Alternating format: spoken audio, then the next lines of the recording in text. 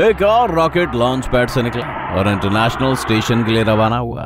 वहां पेलोड पहुंचाने के लिए आपको इसके वजन के हर एक पाउंड के लिए लगभग 14 लाख रुपए का भुगतान करना होगा। इमेजिन करें कि सिर्फ 3 किलो को लेकर जाने पर इतना पैसा खर्च करना कैसा रहेगा। तो रॉकेट और स्पेसशिप के वजन की कैलकुलेशन सचमुच हर वोल्ट और हर ऑन्स तक की जाती है, लेकिन इंजीनियर आमतौर पर रॉकेट को कोट करने के लिए लगभग 272 किलो सफेद पेंट का यूज करते हैं।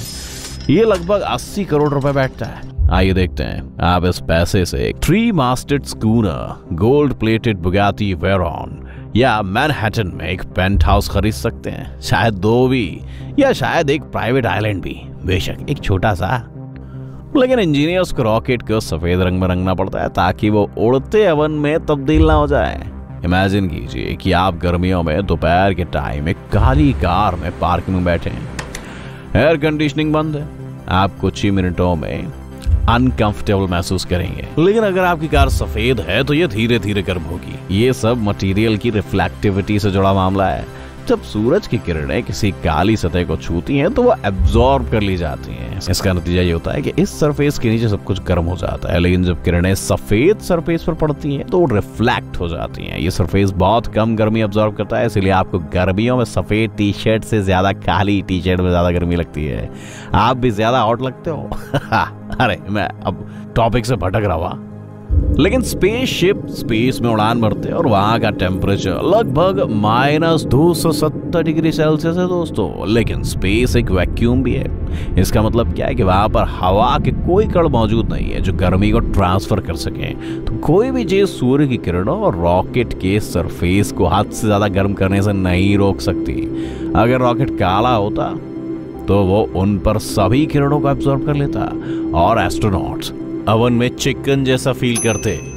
गर्मी के अलावा सूरज रेडिएशन भी छोड़ता है। धरती की मैग्नेटिक फील्ड और एटमॉस्फेयर इसके नुकसानदायक असर से हमें बचाती है, लेकिन स्पेस में ऐसी कोई सुरक्षा डाल नहीं है दोस्तों। तो स्पेस क्राफ्ट के सरफेस पर सफेद पेंट एस्ट्रोनॉट्स को रेडिएशन से भी बचाता है। इसी वजह से स्पेस सूट सफेद होते हैं। ऐसा इंटरनेशनल स्पेस स्टेशन भी है। धरती पर ज्यादातर हवाई जहाज सफेद रंग में रंगे जाते हैं, लेकिन पैनल पर सफेद पेंट के साथ भी एक स्पेस क्राफ्ट बहुत ज्यादा गर्म हो सकता है। वहीं इसकी दूसरी साइड जहां सूरज की किरणें नहीं पहुंचती वहां बहुत ठंडा हो सकता है। आखिरकार स्पेस बहुत ठंडा है, इसलिए इंजीनियर्स ने एक स्मार्ट तरीका निकाला जिससे उन्होंने स्पेसशिप के धूप वाले हिस्से की गर्मी को उसकी अंधेरी वाली साइड में ट्रांसफर किया। पैनल के नीचे ट्यूब है, वो अमोनिया से भरी हुई होती है। सरफेस से गर्मी को एब्जॉर्ब करने के बाद अमोनिया एवेपोरेट हो जाता है। फिर ये इस गर्मी को स्पेसशिप की ठंडी साइड में पहुंचाता है। वहां पर ये अपनी गर्मी को रिलीज करता है और अपनी लिक्विड फॉर्म में लौटता है। इसके बाद अमोनिया स्पेस क्राफ्ट की रोशनी वाली साइड में वापस चला जाता है। स्पेस क्राफ्ट को सफेद रंग में रंगने का दूसरा कारण यह है कि स्पेस का रंग काला है। अगर वहीं आप अपनी स्पेसशिप को काले या किसी दूसरे कलर में रंगते हैं तो आप इसे देख ही नहीं पाओगे। इससे स्पेसशिप को एक दूसरे के साथ या ISS के साथ जोड़ना भी मुश्किल हो जाएगा। लेकिन स्पेस की काली बैकग्राउंड में एक सफेद स्पेसशिप साफ तरीके से दिखाई देती है। तीसरी वजह यह है कि अगर स्पेसशिप को सफेद रंग से रंगा गया तो आप उस पर थोड़ी सी भी डैमेज को देख सकते हैं। लॉन्च से बहुत पहले स्पेसशिप के दर्जनों अलग अलग पार्ट्स को एक हैंगर में असेंबल किया जाता है, फिर से लॉन्च पैड पर पहुंचाया जाता है। फिर अगर उस प्रोसेस में कुछ गलत हो जाता है तो आपको सफेद पैनलिंग पर किसी तरह की खरोंच या दरार आसानी से दिखाई दे जाएगी, या फिर अगर कोई हिस्सा लीक हो रहा होगा तो आपको फौरन सफेद सरफेस पर एक दाग दिखाई दे जाएगा। लेकिन सिर्फ स्पेसशिप और ISS के सरफेस को ही सफेद रंग नहीं किया है। अगर आप इंटरनेशनल स्पेस स्टेशन पर एस्ट्रोनॉट्स की तस्वीरें देखोगे तो आप देखोगे कि ज्यादातर इंटीरियर या तो सफेद या हल्के भूरे रंग का है। फिर ये सब इस रंग की रिफ्लेक्टिविटी के गुणों से जुड़ा है। ISS पर इलेक्ट्रिकल पावर एक खास रिसोर्स है। हर एक लाइट बल्ब और LED का किफायत के साथ इस्तेमाल करना होता है और सफेद सरफेस पूरे स्टेशन पर बल्बों से निकलने वाली रोशनी को बेहतर तरीके से फैलने में मदद करती है। इस तरह ज्यादा लाइटिंग डिवाइस के बिना भी वहां अंधेरा नहीं है। देखिए ये Saturn V है। अमेरिका के 70s के दशक का मून रॉकेट ये अब तक का सबसे बड़ा, सबसे शक्तिशाली और सबसे भारी पेलोड ले जाने वाला रॉकेट है। वैसे पूरी तरह से सफेद रंग वाला नहीं है। साथ ही दिलचस्प बात यह भी कि लॉन्च पैड पर फ्लोरिडा के चमचमाते सूरज से सुरक्षा देने के लिए इसके सफेद हिस्सों को इस तरह से पेंट किया गया है। लेकिन आप रॉकेट की पूरी बॉडी पर काली धारियां भी देख सकते हो। उनकी वजह से जमीन पर लगे कैमरे इसकी रोटेशन स्पीड डिसाइड कर सकते हैं। इसकी वजह यह है कि लॉन्च के समय एक रॉकेट ठीक उसी तरह घूमता है जैसे धनुष से दागा गया तीर। ये उड़ान के दौरान इसे और ज्यादा स्टेबल होने में मदद करता है। जब रॉकेट लॉन्च किया जाता है और घूमना शुरू कर देता है तो सभी वीडियो कैमरे इसकी तरफ नजरें टिका देते हैं। जब विशेषज्ञ लॉन्च का वीडियो देखते हैं तो वो हर फ्रेम की बारीकी से जांच करते हैं। वो इस बात पर ध्यान देते हैं कि काली धारियां कैसे घूम रही हैं। इस तरह वे रॉकेट की रोटेशन स्पीड का पता लगा सकते हैं। आइए अब एक नजर डालते हैं स्पेस शटल पर। आप इसे हमेशा स्पेस क्राफ्ट से जुड़े नारंगी रंग के बड़े से टैंक से पहचान सकते हैं। स्पेस शटल को ऑर्बिट में ले जाने के लिए इसमें लिक्विड ऑक्सीजन और हाइड्रोजन शामिल होते थे। वैसे इसका रंग नारंगी था क्योंकि ये इंसुलेटिंग फोम से ढका हुआ था। ऑक्सीजन और हाइड्रोजन केवल बहुत कम टेम्परेचर और हाई प्रेशर में भी लिक्विड स्टेट में रह सकते हैं। इसीलिए इंजीनियर्स ने इस इंसुलेशन से ईंधन को ज्यादा गर्म होने से बचाने की कोशिश की। लेकिन पहले से ये टैंक भी सफेद रंग का ही था। इसकी वजह वही थी, सूरज की किरणों को रिफ्लेक्ट करना।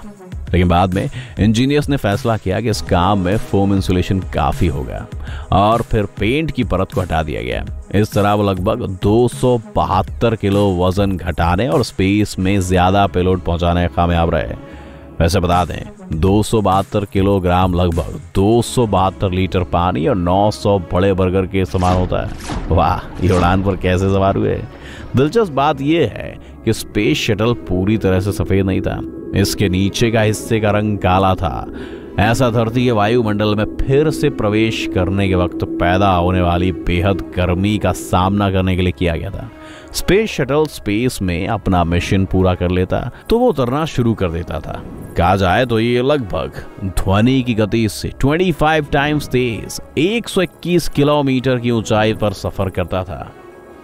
जब स्पेस शटल फिर से वायुमंडल में एंटर करता था तो ये तेजी के साथ हवा के कणों से टकराता था और ब्रेक लगाना शुरू कर देता था। इस वक्त हवा के साथ फ्रिक्शन के कारण इसका निचला भाग गर्म हो जाता था। अपनी हथेलियों को आपस में रगड़ कर देखें, वो गर्म हो जाती हैं। स्पेस शटल के निचले भाग के साथ भी ऐसा ही होता था। ये बस 1260 सेल्सियस तक गर्म हो जाता था। कंपैरिजन करें दोस्तों तो एक गर्म फ्राइंग पैन का टेम्परेचर लगभग 6 गुना कम होता है। बस इसे छुएं और देखें। नहीं ऐसा मत करें। इसीलिए इंजीनियर्स को स्पेस शटल के निचले हिस्से को ज्यादा गर्म होने से बचाने के लिए खास काली टाइल्स लगानी पड़ी। उन्हें high temperature reusable surface insulation कहा जाता है, HRSI। बढ़िया है ना। वो पूरा सिलिकॉन से बनी थी, जिसका मतलब है कि वो बहुत ही हल्की थी लेकिन बहुत ज्यादा टेम्परेचर झेल सकती थी। लेकिन जब बात नए रॉकेट की आती है तो हमें उन्हें सफेद रंग में रंगने या उन्हें टाइलों से बचाने के बारे में चिंता करने की जरूरत नहीं होगी। हम स्टेनलेस स्टील से नए रॉकेट और स्पेस क्राफ्ट बनाएंगे क्योंकि इससे स्पेस क्राफ्ट बनाना आसान, सस्ता और तेज होगा। SpaceX स्टारशिप को ही लें, ये यहाँ लोगों को चांद पर ले जाने में सक्षम होगा, साथ ही भविष्य में मंगल तक भी। वैसे स्टेनलेस स्टील से बना है। पारंपरिक स्पेस क्राफ्ट का इस्तेमाल होने वाले 1 किलो कार्बन फाइबर की कीमत लगभग 15,000 रुपए है, लेकिन स्टेनलेस स्टील की समान मात्रा की कीमत लगभग 213 रुपए है। फिर चूंकि स्पेस क्राफ्ट और बूस्टर का वजन लगभग 300 टन है, इसलिए बहुत बड़ा अंतर है। स्टेनलेस स्टील भी सूरज की किरणों को रिफ्लेक्ट करने का काम बहुत बेहतर तरीके से करता है। गहरे रंग का होते हुए भी चमकता है। इससे स्पेसशिप ज्यादा गर्म नहीं होगी। इसके अलावा स्टेनलेस स्टील कम टेम्परेचर का सामना करने में बहुत अच्छा होता है, तो ये ठंडे स्पेस में भी अपना आकार नहीं खोता। वैसे स्टारशिप को री एंट्री पर ओवर हीटिंग से बचाने के लिए इसकी पैनलिंग को सैंडविच की तरह डिजाइन किया गया है। पहले स्टील की एक बाहरी परत होती है, फिर हवा की एक परत और फिर स्टील की एक अंदरूनी परत बनाई गई है। बिल्कुल एक ओरियो की तरह हवा थर्मल इंसुलेशन के रूप में काम करती है।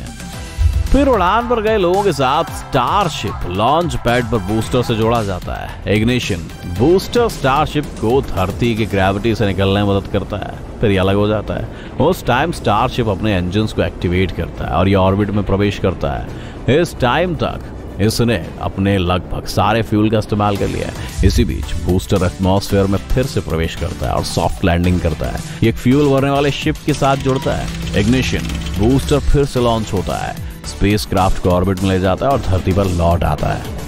फ्यूल भरने वाला जहाज स्टारशिप के साथ जुड़ता है और उसको फ्यूल सप्लाई करता है। ये स्टारशिप तक सामान भी ट्रांसफर करता है, फिर ये अलग हो जाता है और अपने अगले मिशन के लिए धरती पर लौट आता है। उसी टाइम स्टारशिप अपने स्पेस ट्रैवल इंजन्स को चालू करता है और अपनी मंजिल के लिए रवाना होता है। मंगल की यात्रा में करीब 7 महीने लगेंगे। स्पेसएक्स ने धरती पर यात्रा करने के लिए बस स्टारशिप का इस्तेमाल करने की योजना बनाई है।